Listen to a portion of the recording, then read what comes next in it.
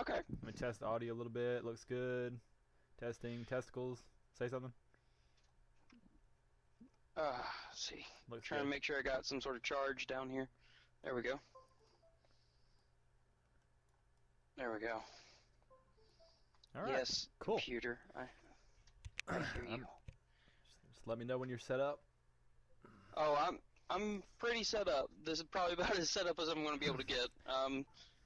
Oh my god, I hate this computer. You know what? Fuck it. I got enough charge. Cool. All right. Well, let's jump right All in. right. Episode 5, Tower Neutron Show with Sebastian.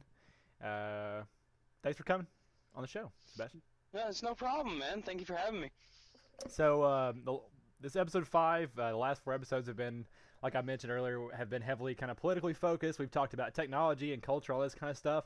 But another passion of mine is anything and all things nerdy and world building. And so I've heard that you are a DM and that you've kind of Yes, I am. crafted this universe. And so I'm here to really just I want to hear all about it, man. I love it. So like, first of all, tell me, how long has this world being? How long has it been building? How long have you been actively building this world?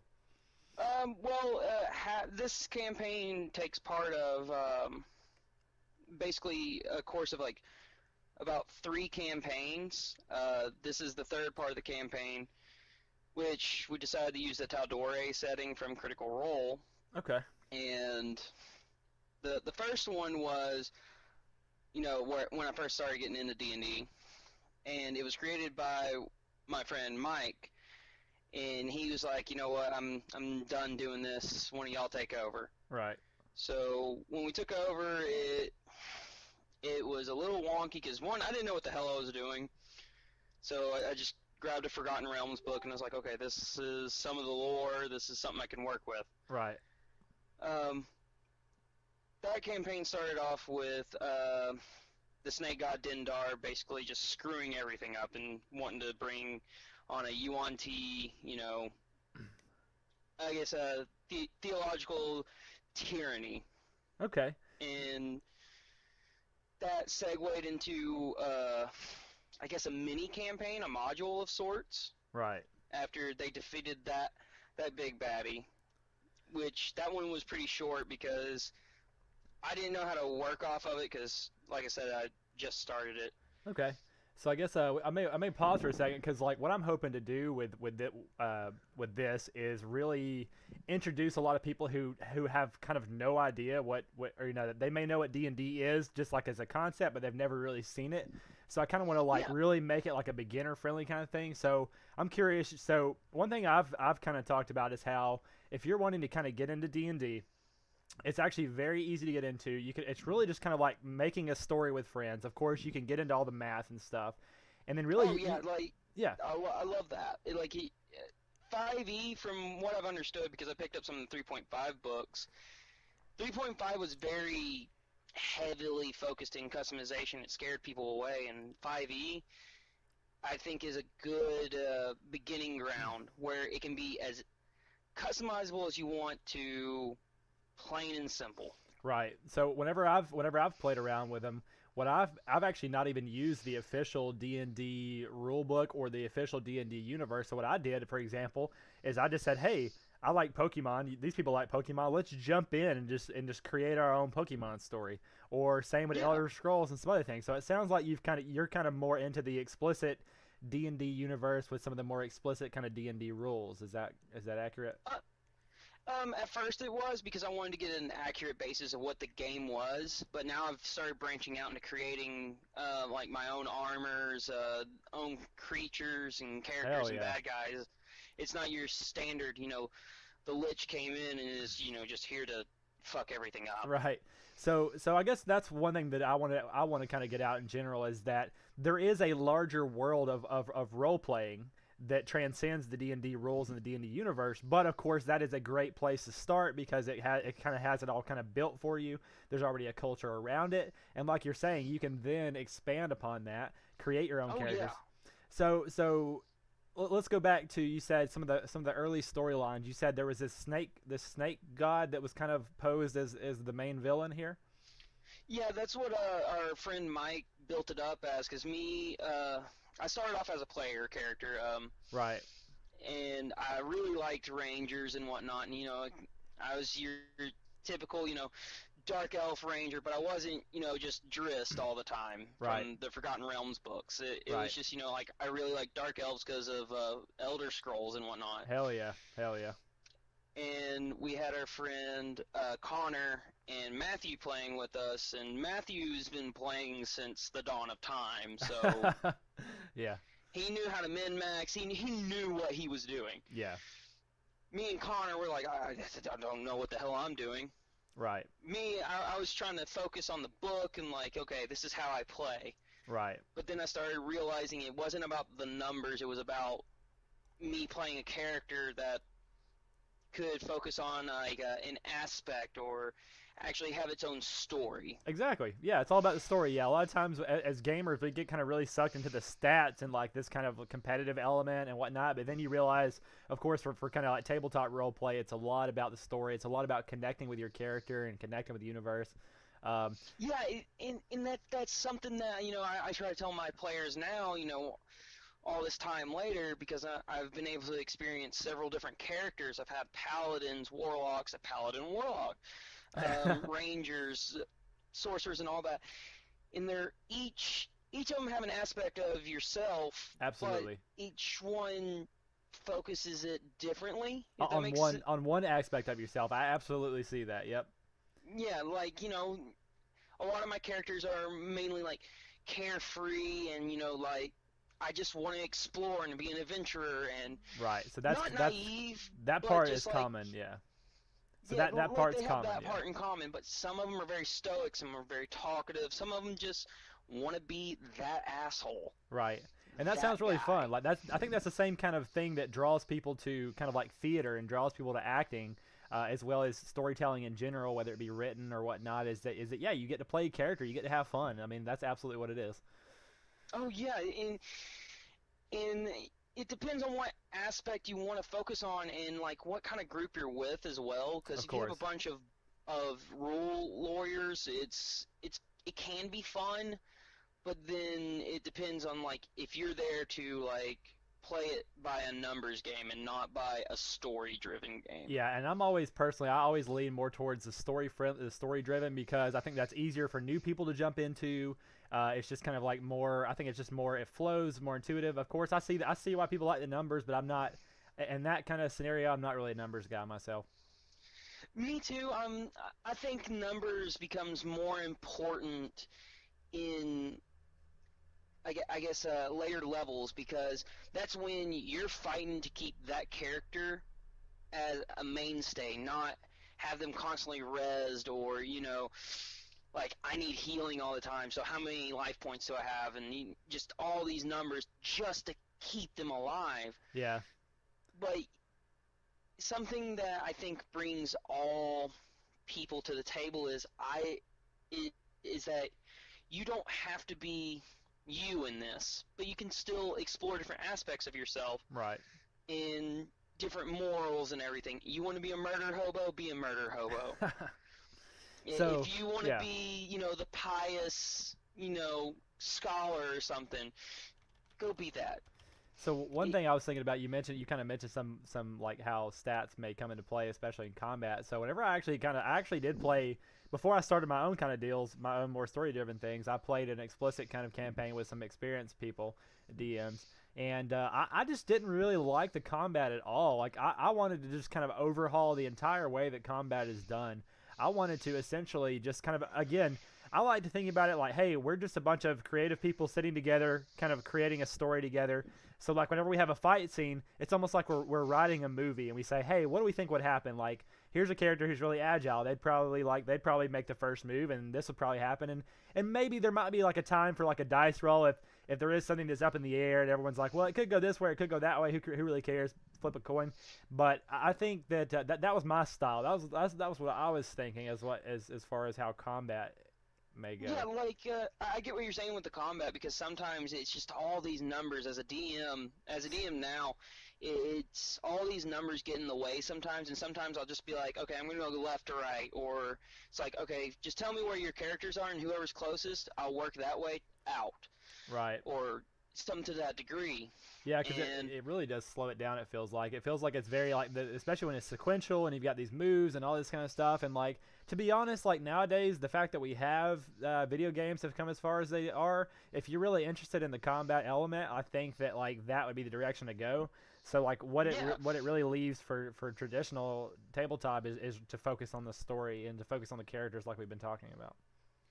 yeah, and that's something I've been focusing on with this. Third or fourth campaign. I've lost track so many times. Right. In this third or fourth campaign, this is where I've started refining that for me, right, as a DM. And so far, like it's a little clunky still, but it's gotten more interesting for the players from what I can tell, because they're not sitting there going like, okay, I gotta wait my turn. They're sitting there going like, what can I do next? Right. They're actually thinking. They actually have something to think about. Yeah. Yeah, and like last night, I decided to bring in an old 3.5 book I picked up from McKay's, and it's Weapons of Legacy. Yeah. And I was like, you know what? Let's make the world a little bit more rich. Like, there's these legendary weapons, and they're just dotted throughout the world, and how do you get them? That's really cool. I like that. And there's a lot of stuff in 3.5 that's not in 5e, so we kind of homebrew some of the stuff, like Flatfoot, that's not in there. Yeah, that's what you got to do. Yeah, you got to customize it. One thing I kind of wanted to do is because I'm not even very familiar myself, and I assume anyone who listens will probably not be as well. So I'm assuming that the D&D universe, I'm assuming that there is an explicit lore, right? There is like an explicit here, like it takes place in this continent. Like there's these races, they live here. Is it kind of that way? Or to what extent do you go out of some kind of canon universe, or to what extent do you kind of just build your own whatever? Well, at first, for me, I decided to go with the Tal'Dorei campaign because I wanted to learn world building a little bit better than my previous one, because the previous campaign was just, the world's on fire, I hope you can fix it. Right, okay. Yeah, so not too much context. You're just kind of thrown in the middle of this shitstorm, and you're like, oh, okay. Yeah, it was just a shitstorm from beginning to end, but it was fun for them. Yeah. Except for a few encounters, which we can get to that later if you want. That was me experimenting, so that was a little rough on them.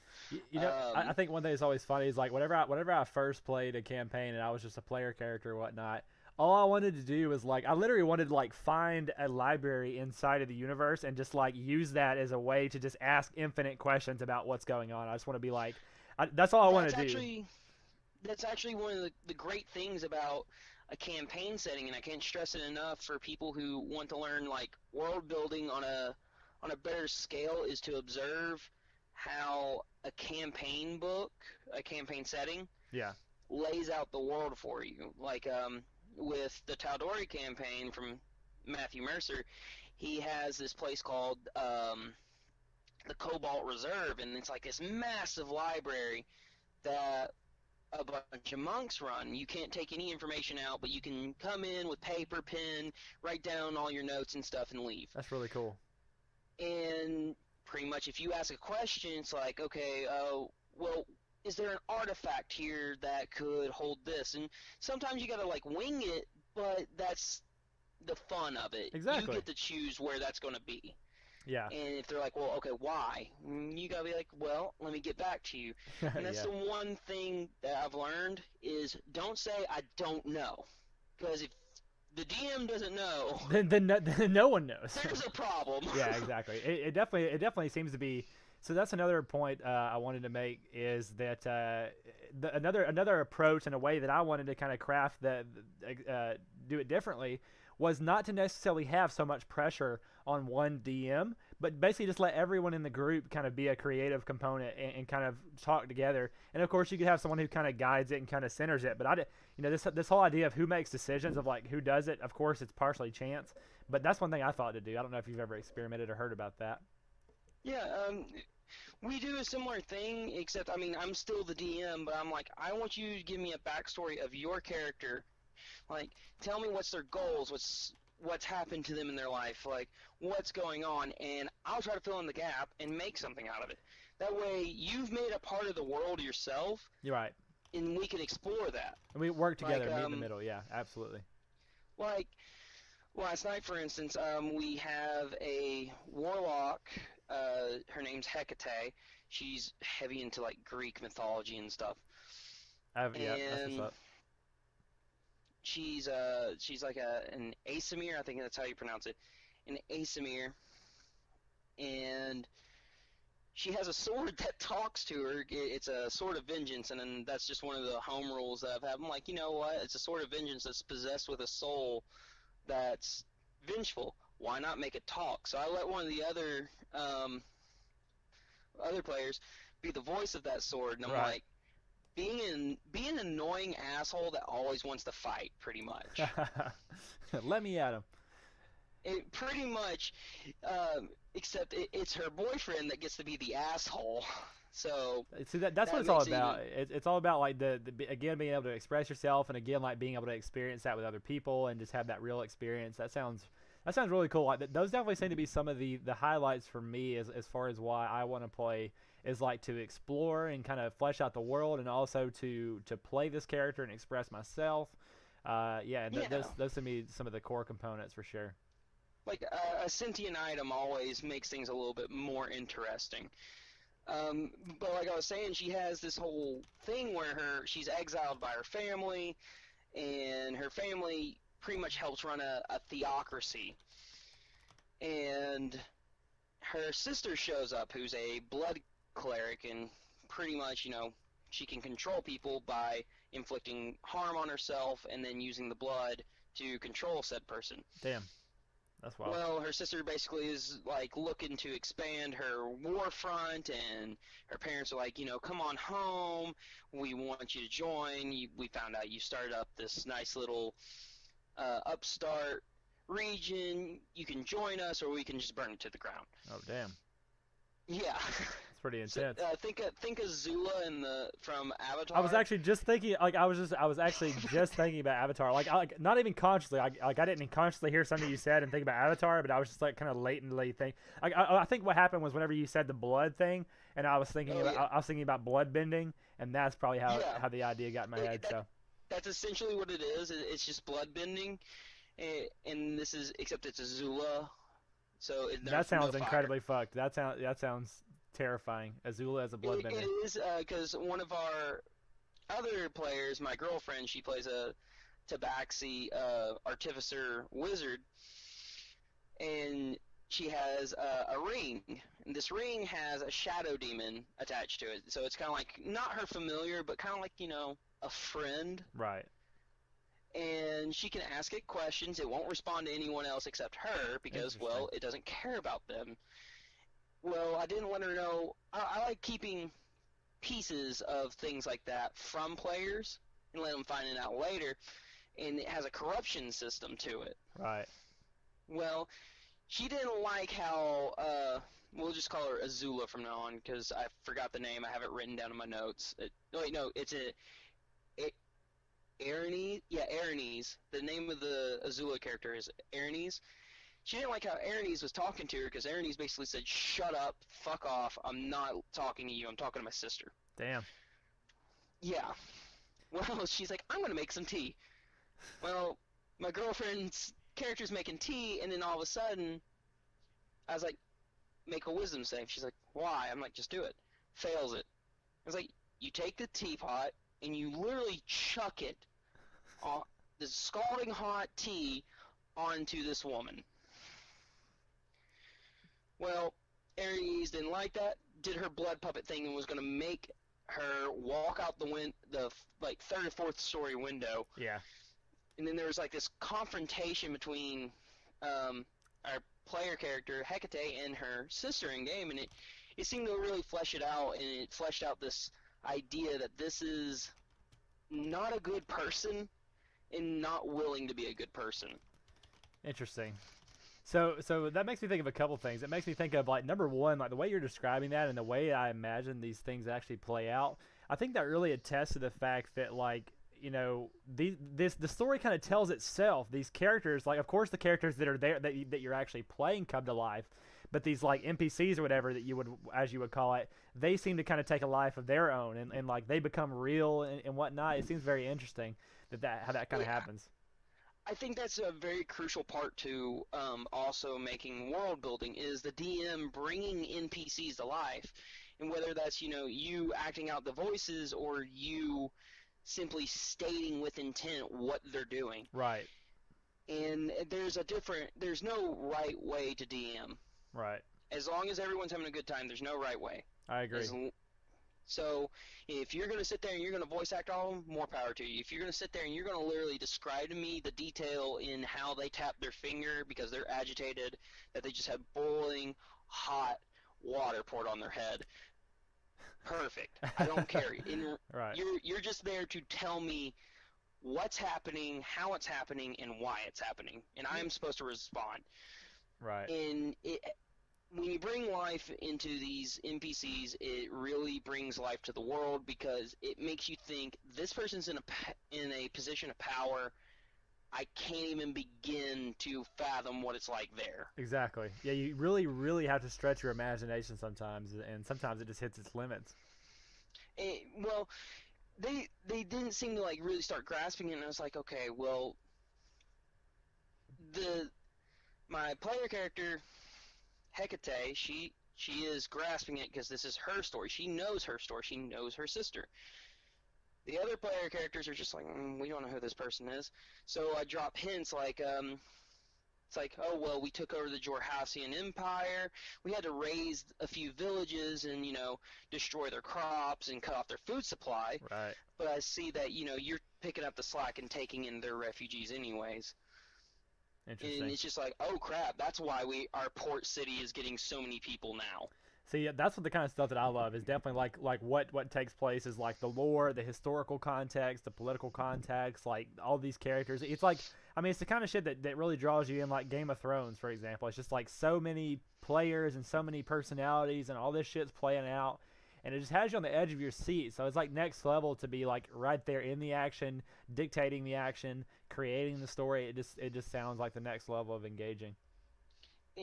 And that's the key component. Engaging your audience, and you too are the audience. If it's not exciting to the DM, then it's not going to be exciting to your player characters. Exactly. I keep saying player characters. I should say party, but anyways, same difference. All the same, yeah. You have to really engage everyone, and a lot of it can be in tone of voice and volume. Yeah. And that's something I really had to learn. Because I was like, okay, I can say everything at the same volume, or I can talk real quiet and then bring it in. Right. Because they're like, okay, I gotta focus because I can't really hear them, and then all of a sudden, bam! It catches their attention more. It draws them in. And so, like, yeah, that's kind of like you gotta kind of learn how to manipulate people. Yeah, that reminds me of another thing too, which is like this kind of lost art of just auditory storytelling. We have movies, we have books, but like we really have almost lost like what is that ancient, like how it all started, which is just word of mouth, like just storytelling. Like how can you tell this story? How can you bring people into the place just by what you're saying? Yeah, and I think that's a part that I actually enjoy the most. It's like, how can I capture your attention with just my voice? Right. We have a stack of books here. Yeah, that's great. But how can I make sure you feel this is real? You can suspend disbelief to feel like this is real and this matters for just a few hours. Yeah, absolutely. And when you do that, it's like capturing lightning in a bottle because you have so much fun and you believe it, and if everyone even has that feeling of tension and it feels like stress, at the end of the day, everyone's like, man, that was a great session. I had so much fun. Yeah, it's real, it's like man. You just went to the movies, but you had a little bit more because you got to be a part of it. Like a dream, literally like a dream where you actually were in it. You're actually empathetically putting yourself in that character's shoes and making it come to life. Yeah, the brain has immense power to do such things for sure. Oh, definitely. I think that's really what draws me to D&D because, like, at one point, yeah, I had to take a break because we were just going campaign to campaign to campaign. Right. And it's like, okay, hang on, I you're, gotta you're take a living breather. you're living a second life, right? You're just like living. You're like neglecting real world, but for like D&D world. Oh yeah, pretty much. It was like, okay, I go to work. I have a boring life. I go home, I make some props, and then I sit down and I write. And I got to make this other world and like literally live like 15 different lives because that's all my NPCs that are mainstays. And then I got to think that out, and it's bad. So So sometimes you got to take a breather, and that's good. So I want to bring something up, which is that, like, right now in the modern world, yes, you can only get so sucked into a campaign because you have this normal life to live, so to speak. But for example, there are some people out there who make a living off of telling stories and crafting these kind of things, which I think would be fantastic. But I also want to say that I think moving forward, as society advances, as we kind of like, work becomes less and whatnot, we find ourselves living in, I don't know, some kind of VR world. That's, that may be the day to day. It's like, I'm going to go play this character and I'm going to build this world and I'm going to do this fun thing. And you can just let it run wild because, that's what you said. It's fun. Like, life is boring a lot of times. This gives us a place to just let it run free. It's a good escape. And I honestly think that the theater of mind is a healthier escape than like my PS4. I mean, I'm not downing video games at all, but I feel something more whenever I'm able to sit there with friends, describe a world, and play out these situations with them. Well, it's because you're, number one, you're creating it. Number two, you're sitting there in real life with people. Like, those are just some elements right there, that definitely helps it to kind of have more to it. Yeah, it's just there's so much more to it than just pen, paper, dice. Yeah. But I mean, if you want it to be pen, paper, dice, that's fine too. As long as you are enjoying it, and as long as you can get into it. Yeah, I definitely want to. That's a big thing that I want to do. And as I mentioned at the beginning, I really want to I want to popularize it. I want to popularize role playing in general. I want to make it beginner friendly. I want to make it, because as we see, it's so interesting. It's so fun. It has so much to it. There's so much potential. And like, one thing I wanted to go back to is that you talked about how, like, there was one of the players had like this other character, and it made me think about how, like, it can function as like almost like a real world therapy, or like a real, like, help you grow as a person, because you're actually, I mean, that's how we grow, is through experience. And so, like, whenever you read a book and you kind of identify with the character and you kind of go through this experience with them, you're actually growing, you're actually learning, you're actually thinking about it, and so it's very, very real in that sense. Yeah, in a prime example, and it's not mean in any way. My girlfriend, she has a huge, like, naivety problem. She wants to see the good in everyone. Right. And she wanted to, like, make a character that's a bit of a charlatan, has more of a backbone and whatnot. I'm not saying she doesn't. She's just very, But it was an opportunity for her to kind of step into that. It's an opportunity for her to, like, say, hey, this is a projection of who I want to work towards. Yeah, I want to work towards. And then her character, she kept having that trouble, and she kept sorry, I lost my train of thought for a second. That's all good. She kept having this trouble on, being that character that she wanted, and she kept telling me, I just don't know what to do, and I didn't even plan this. I already had, that ring already just sitting there, and her character is very attracted to shiny things because cat. Right. She's a cat person, Tabaxi. Okay, sorry. yeah. I've had characters that I play with that had that same kind of thing, like, ooh, I want that, Well, right. she got this ring, and she's, the Shadow Demon showed up, and I'm a big Musketeers fan, so I named it Porthos. Okay. And Porthos has been just answering questions, biding his time, not really doing anything malicious, and that's where the corruption system came in. She really looked up to this demon as a way of free expression, doing as they wish. Right. And I can't remember what the conversation was, but I remember the line that I said, and she like asked him like, why do you do what you do? And he's like, I just tip my hat as I please. And she's just looked at me like, what? Like it resonated with her. And after that, her character's been a little more, I guess, ballsy. Right. A little bit more like what she wants. Yeah. And Absolutely. now she's able to express herself more, and I think it's very therapeutic. That's so nice to hear, honestly. Like I'm someone who dives really deep into psychology and trying to improve as a person and improve on our weaknesses and stuff, and absolutely, yeah, that's just a perfect example of what I said, like that it can be therapeutic, it can be help you grow, essentially. That's really dope. Oh yeah, and it's helped me out too, because I've had a lot of personal problems with people. Like, just being around people's a big problem for me still, but not as big as it was, as what it has been. Right. And since I loved the game so much, when my friend left it and he's just like, I just can't do it anymore. Becoming a DM, my group grew from just 3 players, and then it shrank to 2, and then the next campaign, it went to about 6. Wow. And then the next one, it went to 8. That's and a then lot. Something happened where all the characters had a weird falling out, so that it kind of worked out, because like the other players, they were like, we can't do it anymore, our work schedule messed up. But it worked out just fine, where it was like, you know what, our characters hate you and our characters hate you. Right. You have to, it's like whenever you're kind of writing a show and like some real world shit happens to the actors, and you have to kind of like write it in. This was just something I could not write. It was just something that happened. Like, I set it up to where, they could take on these monster hunting quests, and they were going after whatever was causing the disappearance of 12 elven females. And they were going to an old hag's house, and this old hag had been taking care of these goblins and hobgoblins, and there was just one little red-headed bastard. And I specifically say bastard because this was just a little shit.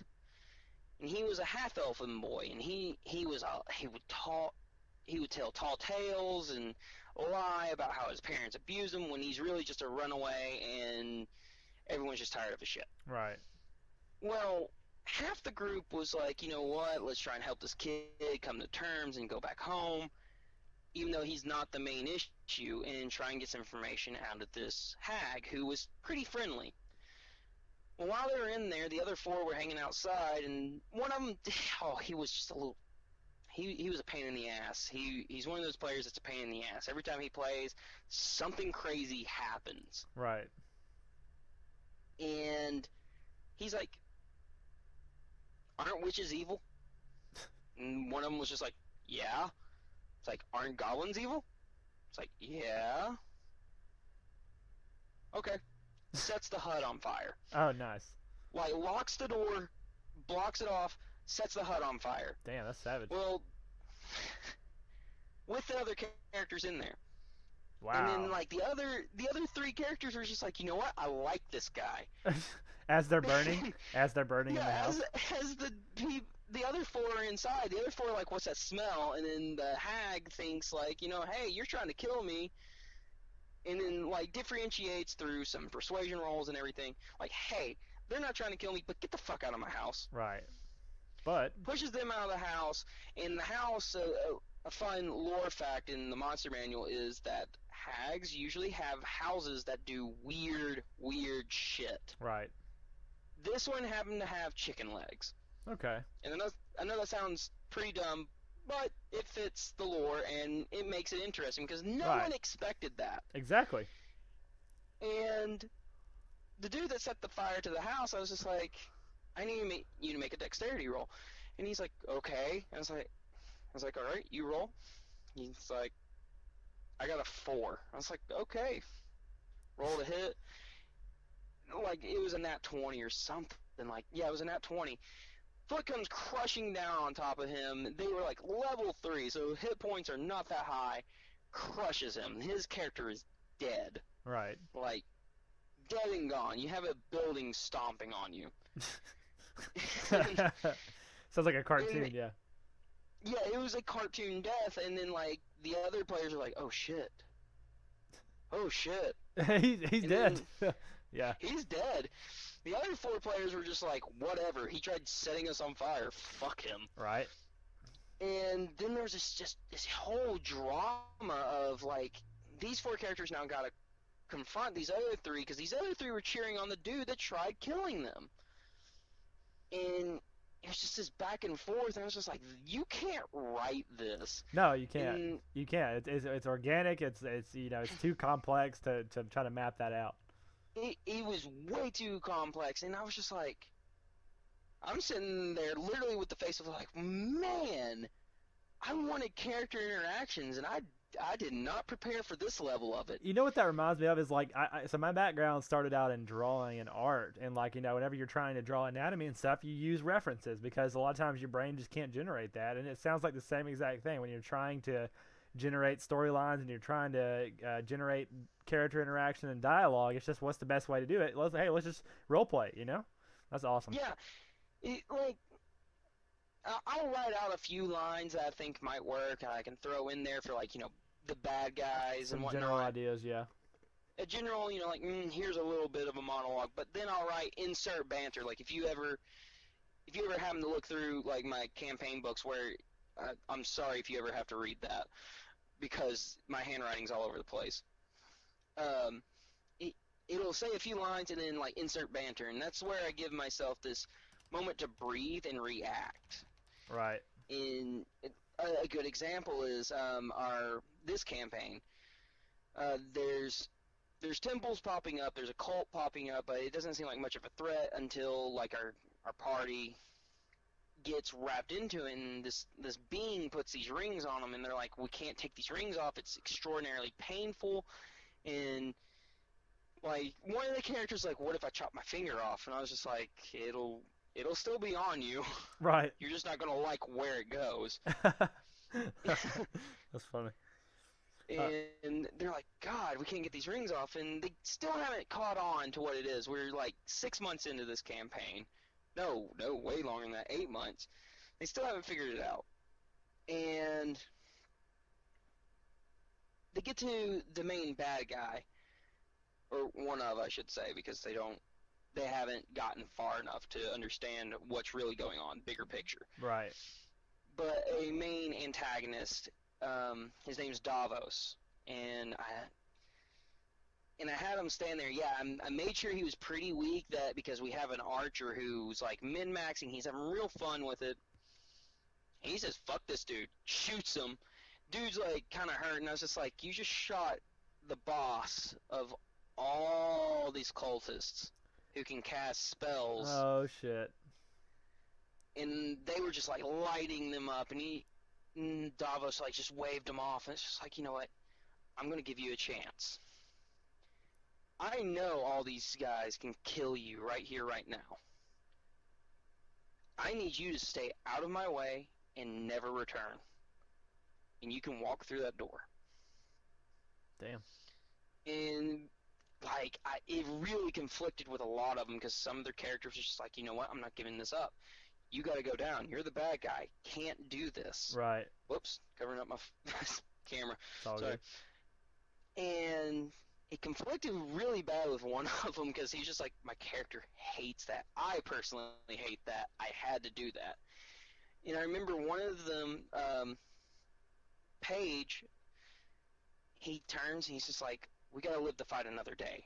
If we're gonna live, we have to agree to not see this dude again. Right. And that's when he's like, I throw my hands up and I tell him, I'm not fighting, I just want to live. And that's when the bad guy was just like, that's a smart choice. Go on. Escape with your leg between your legs while you still can. Right. And I could just see in his eye, he's like, I have to eat my pride just to make sure my character lives. Interesting. While Wow. the other ones are just like sitting there and like awestruck, like I can't believe you did that. We're the heroes. We have to beat him. We have to figure this out. Right, but sometimes it's just a real, like Game of Thrones like does versus like a lot of shows don't do is like sometimes there's real situations and it doesn't always play out perfectly. It's not always the hero doesn't always like beat the bad guy and win, save the day. You don't always get to win the way you want. Yeah. And that's what that interaction really was. It was to teach them sometimes it's better to retreat.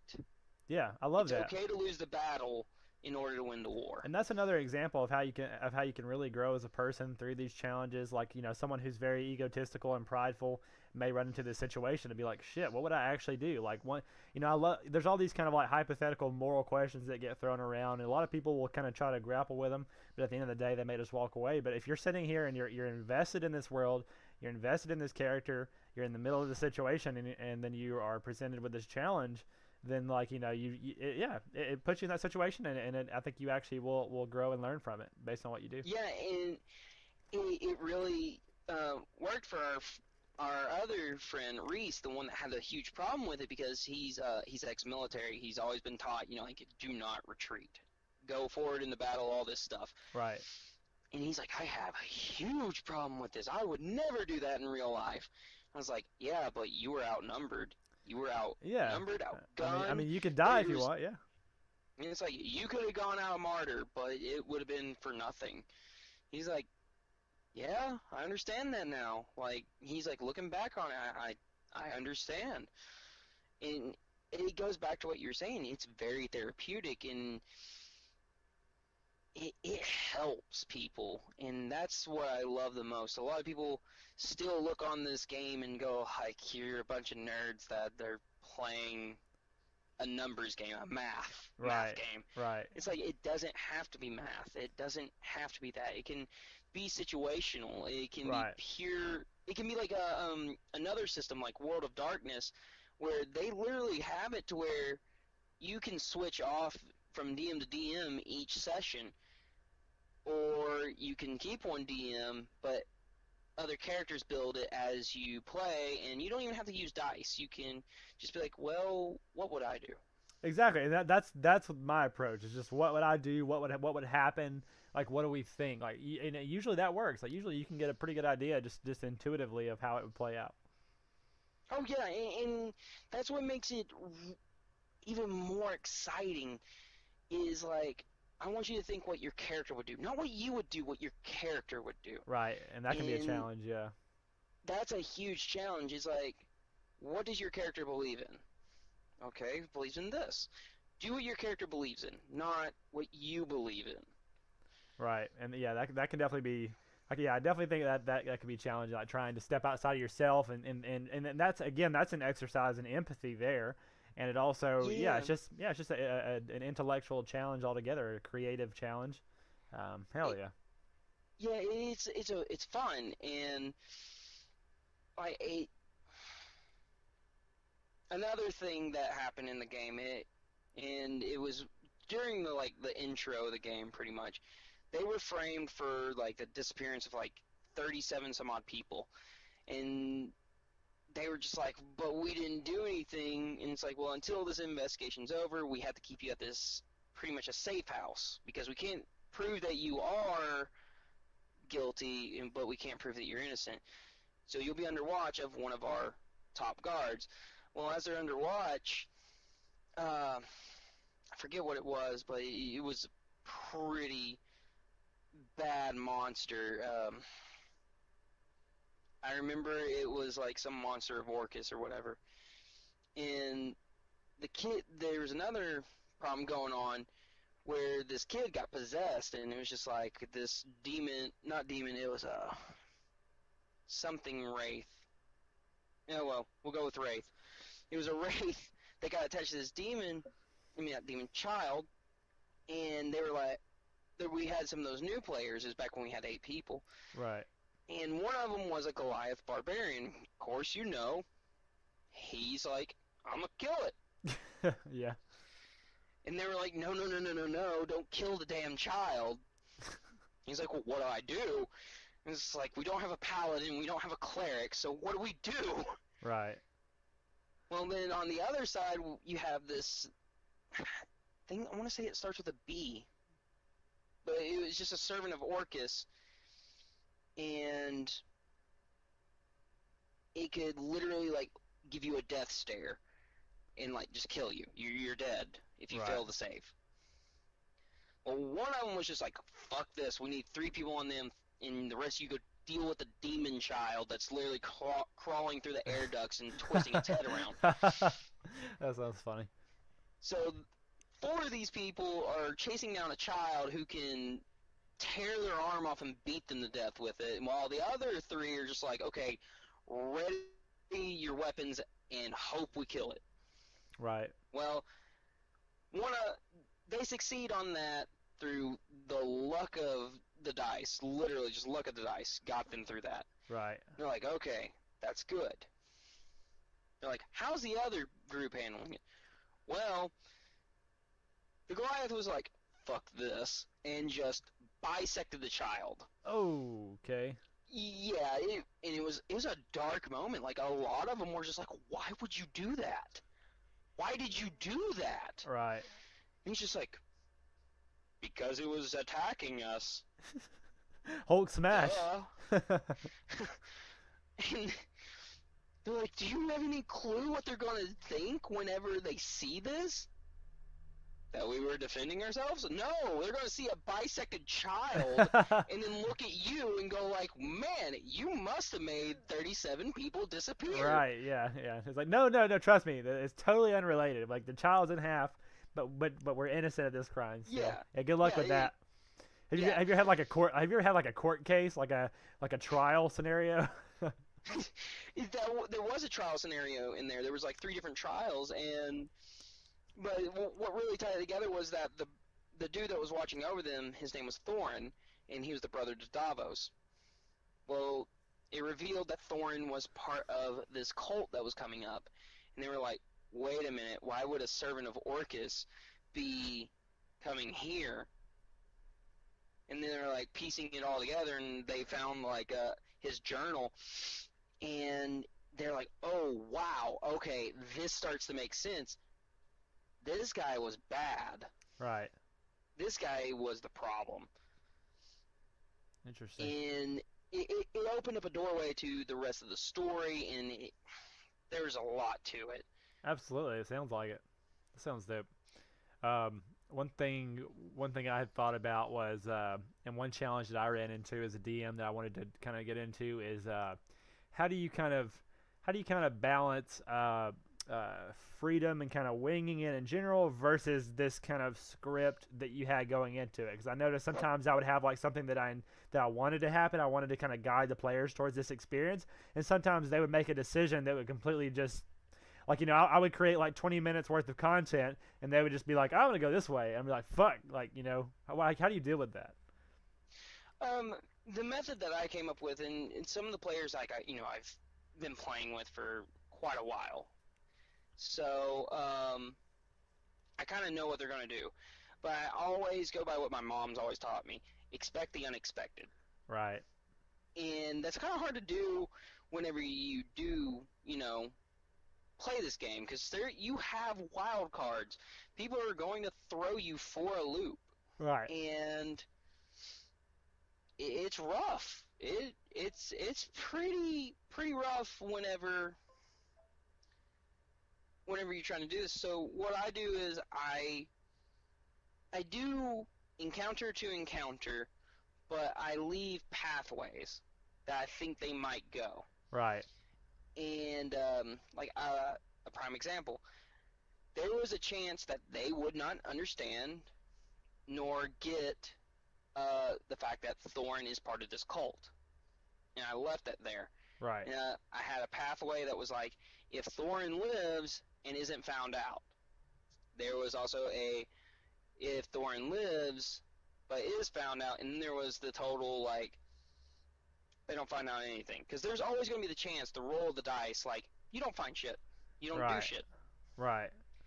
Yeah, that's so interesting. And like, you do have to kind of wing it, but if you need to have some stuff prepared, so you're not like completely thrown around. That's really interesting.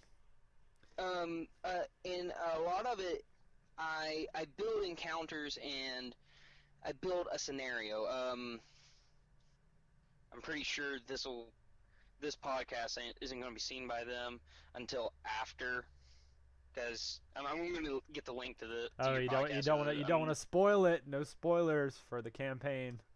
What's No gonna spoilers happen? for them. No spoilers for them. But I'll go ahead and tell you, they're already in a place called Marquette, in the city of Ankara, and I have it to where this fire giant has been on the prime material plane, and he is serving Orcus to an extent. Right. Well, he's going to show up at the city, and he's going to ask for the Sultan, I guess that would be the correct term, Jaman Saord, for his daughter in a political marriage. And I made it to where you don't like this guy because he keeps calling his daughter a crossbreed, and I'm going to keep alluding to that for my characters, so that they're like, well, what is she half of? Because this dude's clearly human when he's actually like a dragon. Oh It's shit. like she's a crossbreed. She's half human, half dragon, and that's why the fire giant wants her, and also is causing all these problems. And this will lead to the other temple in the story.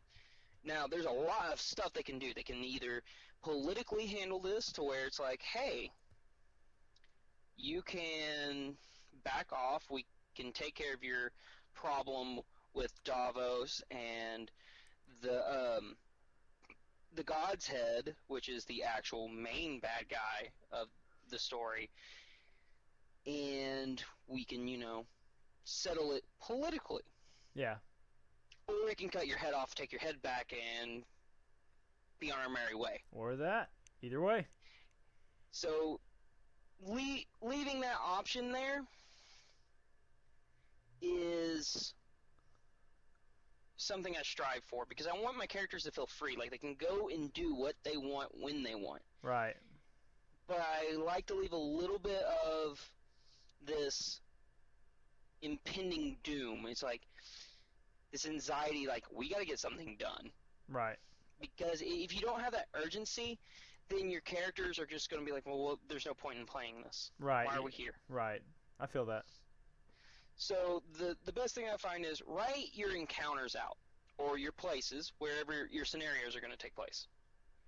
And then gauge your players. And I usually say, write a very linear intro that builds up to the main story.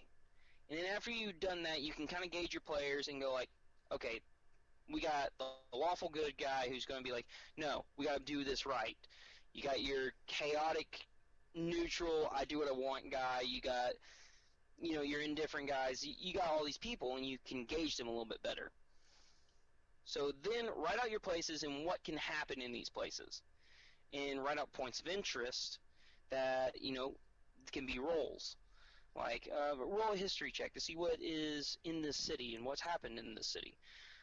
You can roll a survival check to see where, the nearest tavern is and where you can find good food and all this stuff. And it really engages the player, and that's the key thing, is to engage your player and make it feel like this world's open, I can do what I want, but I still kind of have to adhere to it. Right. Yeah, so that's kind of where the balance is to be found. Hell yeah.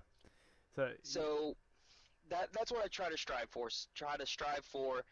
I'm in control, but I'm only in control of the world. Right. You're in control of your characters. You do what you want. And it's kind of reactive in that. You kind of let them take the first step, and you say like, kind of, here's what happens. I like that. Well, thanks. Like my friend Tyler Page, and he's one of our players. I call him Page because our other friend Reese, his name's Tyler Reese, so we kind of have to call him by their last name. Right. Page, he's a very linear storyteller.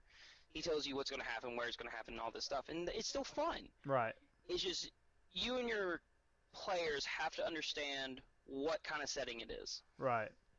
If it's linear, it's linear. If it's not, then you all need to understand that.